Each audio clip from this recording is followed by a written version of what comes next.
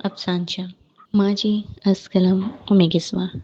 شام ہونے میں ابھی چند لمحے رہتے تھے مگر نیلا آسمان سفید گولے نما بادلوں سے ڈھک گیا تو دھوپ کے سائے کثیر ہونے لگے۔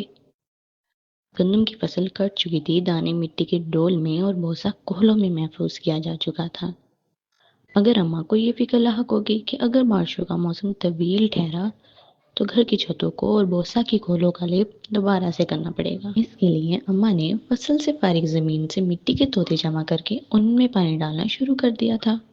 انہوں نے دوپہر کو جب سب کہلولہ فرما رہے تھے، بارش کندیشوں سے لڑنے کا سامان کر لیا تھا، کیونکہ اٹکیلیاں کرتے ابر ان کے حاجی دین محمد کی طرح کب برسنا شروع کر دے کیا پتا۔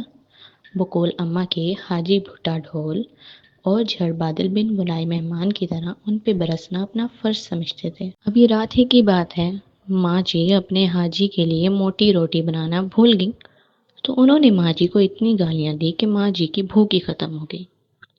ان کے حاجی صاحب کو بس وقت پر روٹی مل جانی چاہیے، اور اس وقت کی روٹی نے ماں جی کو وقت سے پہلے بوڑھا کر دیا تھا۔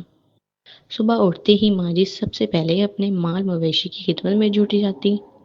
صرف نماز ہی تھی جس کے لیے وہ اپنا وقت خرچ کرتی تھی، باقی کا وہ سارا کام اپنے حاجی اور اپنے حاجی کے گھر والوں پہ قربان کر دیتی تھی۔